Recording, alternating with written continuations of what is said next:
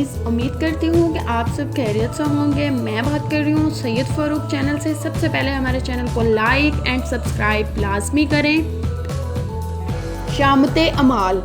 हज़रत शेख सैदी बयान करते हैं कि एक शख्स नेकी के रास्ते पर गामजन था, मगर जब शामते अमाल हो तो क्या कहना, इसका दिल एक हसीन की जानब माइल हो गया और इसका ये हाल हो गया कि वो हर वक्त उसकी याद में बेकरार और अश्कबार रहने लगा। एक दिन हकीम बकरात ने जब इस शख्स की ये हालत देखी तो लोगों से दरियाफ्त किया कि इसे क्या हो गया।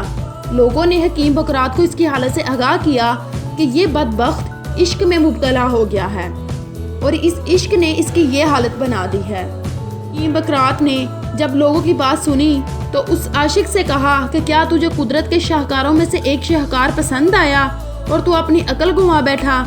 ये तो तेरी निगाह का कसूर है।